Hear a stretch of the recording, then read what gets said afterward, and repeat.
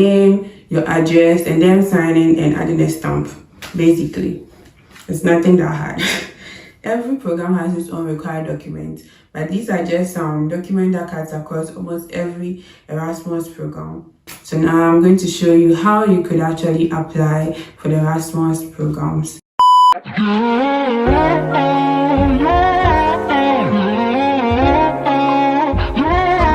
Hi guys, welcome back to my YouTube channel. If you're new here, I'm AC Segua. I'm an Erasmus Mundus scholar here in Europe, currently pursuing a master's in applied eco-hydrology. So just to get straight into the video, one may ask what Erasmus Mundus scholarship is about. First of all, it's sponsored by the European Union, and this scholarship allows students to freely study in at least 2 countries here in Europe in 2 different universities for free in 2 years. And you get to enjoy some benefits such as stipends every month, which ranges from 1,000 euros to 1,400 euros per month. So now I'm going to go through some documents which may be needed for you when you're applying for this scholarship. And just to be clear, every program has its own required documents, but these are just some documents that cuts across almost every Erasmus program. So if you see me reading, I'm just trying to get as much information as needed so I don't miss anything. So the first one is your official diploma or bachelor's degree. So this is just your official certificate that is being scanned and uploaded onto your application portal. Just like the bachelor's degree, the second document is official academic transcript. This one, you're also scanning and uploading it onto the application portal. They'll provide a section for you to do that. And the third document, which is your CV. There are some programs, they don't restrict you to the type of CV that you're supposed to upload onto the application portal, but some also specify using something we call Europass CV. And this is the kind of CV that is recognized like when it comes to lots of applications in Europe. And frankly, I'll suggest that you should use Europass CV when applying for Erasmus Mundus applications. That's what I also did. So I'll be dropping down the link for the Europass template in the description. And the fourth document you'll be needing is a motivational letter. So this document is probably going to be one of the most time-consuming documents you will be working on. So as I said earlier, every program and their requirements. So some programs will provide you with questions and you have to answer those questions, but it's still going to be in the form of an essay. And then some too, they'll provide you like with 3 questions or something and you're supposed to answer, but you will provide your own essay format and they give you a limit either to do it maybe in 1 page or 2 page. So please just check and be clear so you don't do something that is not in the program's requirement. The fifth document is recommendation letter or references. So with this, every program again has its own requirement. Some program requires you to use 2 recommendations, some as 2 or 3. And even with the 2 recommendations, some programs require for you to get 1 at least from your professor, and then the second one from maybe your working referee.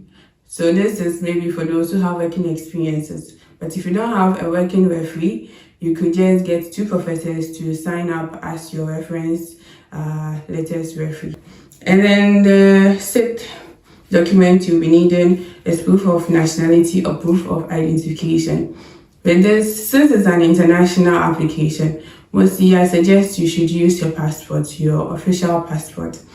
I understand that there are some countries that have their own national ID card, such as Ghana, but since it's an international application, it's wise to use your passport most of the time. Except maybe they've asked you for your passport generally, and then they've come to ask for your national identification card. Then you could upload both of them. But always remember to upload your passport as your proof of nationality or proof of identification. And the 7th document you'll be needing is certificate of residence. And this is not every program that asks for it, But assuming you're asked for it, it's just a letter that is to prove that you're residents of a certain locality or of the country you claim you are from. And these documents, one, you can get it from the bank, you can get it from your school, you could get it from the court, and you could also get it from your local community or municipality. For me, I went to my local municipality and told them this is what I needed it for, and explained how I wanted the letter format to be. It should just include like maybe your name, your address, and then signing and adding a stamp, basically. It's nothing that hard. And then the last document is English proficiency letter or language proficiency. So with this, some programs exempt some countries from this because some countries are recognized by Europe as English-speaking countries, for example, Ghana and Nigeria. But there are some programs, no matter what, they still want you to upload an English test, which is including TOEFL, IELTS, and sometimes Duolingo. So please check and be sure so that in case you are needed to upload this, then you know what you're supposed to do. So now that you've got your documents, or now that you know the document that you're supposed to use for the Erasmus Mundus scholarship, so now I'm going to show you how you could actually apply for the Erasmus programs, which I have been mentioning. All you have to do is to open your web browser and you come to check for Erasmus Mundus scholarship. So when you come to this page, you scroll down to the one that has this website. So it's the EACEA, and you click on this to open the Erasmus Mundus catalog. So here, then you could accept this or not, depending on you. And then you scroll down. You could read through this if you want. You get some little information about what the scholarship is about. And when you come here, you could see they've updated their programs since the last time I applied. Now it's 218 programs, and you could go through them and then you could see the programs that you want to apply for. So when you scroll, you could see that there are so many various types of programs you could apply for in every field you may want to apply. And there are also keyword sections. So assuming I want to type something in energy, you could just click and then you come here, search, and you filter out the programs you want. So then it's going to show you programs that has the keyword energy in it. Okay, so for example, let me use my program for this purpose of the video. So I'm just going to type eco-hydrology, which is like a keyword in my program, and press search. So it's going to bring me to this, and I suggest you click on this link because sometimes this link doesn't take you directly to the page. So you click on this and it will automatically direct you to the program website. So if you go to this, you could see that this is the Erasmus program, and you can come here and click on them to find information. So this is about the program description, application requirements, scholarship fees, and the rest. So you could go through and you have to read this thoroughly so that you'll be able to find the information that you're looking for. And so if you go back, let me use another program, for example, so maybe environment, and you click on search. So this is also going to provide programs with the names environment or something that is in relation to environment. You could also see the program locations under every program. So some of them have 4, some have 3, some are even more than 4. So you go through them and you get to pick the ones that you like. Yeah, so that's everything.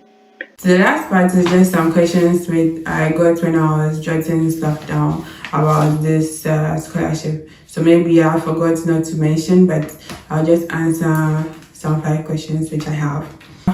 So the first question is, what are the number of programs one can apply in the Erasmus Mundus scholarship?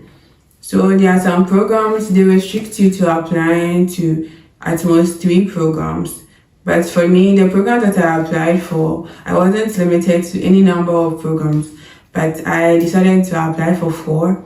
But some specifically write it. So please check the program website and see if there has been like a note somewhere that states you can't apply for more than 3 programs when you've applied for that specific program. The second one is, do we pay application fees for the scholarship application? And the answer is no. There is no application fee. So even if you apply for 4 programs, you are still not going to pay application fee for every program that you apply. And that's like one of the good benefits about this, because you are still given a fair chance of getting a scholarship without you paying any application fee. The third question is, can you apply when you have a master's degree? And the answer is yes. You can still use your master's degree to apply for this scholarship, but you are still going to be graded the same way someone with a bachelor's degree is graded. They are going to be checking for specific allocations of maybe courses or experiences that you may have, but it's still going to be scaled down to the same thing as someone with a bachelor's degree is going to get. Now the fourth question is, can anyone from any country apply? And it's yes. Everybody is open to apply for this scholarship, but just to be sure, check on the program website and check if you could find your country. But from my research, everybody is open to apply for the Erasmus Mundus scholarship. The last question is, are you forced to come back after the master's degree? And the answer is no. This scholarship doesn't force you to come back right after your master's degree is over. In case you have to do some research or you've gotten other job opportunities, you could stay back so far as your visa has not expired. So just to go through some last tips when it comes to applying for Erasmus Mundus scholarship. When you are submitting your application, please try and submit your application as early as possible, maybe some days before the application deadline. If you can, even a week before the application deadline. Because when you wait till the deadline and you are submitting your application, sometimes the portals may crash because there are a lot of people trying to submit their applications at the same time. So please try and submit it early so that you don't do all the work and then you won't be able to submit your application. And then the last tip is, prioritize your programs. There are over 200 programs under the Erasmus Mundus scholarships, and sometimes you can get a lot of programs under your field or your background. So you go to the programs and then you select the ones that you feel you have a better chance. Maybe you have more experience, maybe you have more background, or you've done more courses in that, so that you get a better chance in getting this scholarship. So I hope with all that I've said, you've been able to get some information about this scholarship and you've gotten some tips that is going to help you to go through this Erasmus application. And if I couldn't answer a question that you have, please comment down below and I'll try my best to answer as fast as possible in the best possible way I can. So yeah, I hope you enjoyed this video and thank you for watching. And please don't forget to like, share and subscribe. Also click on the notification bell. And until I see you again, bye.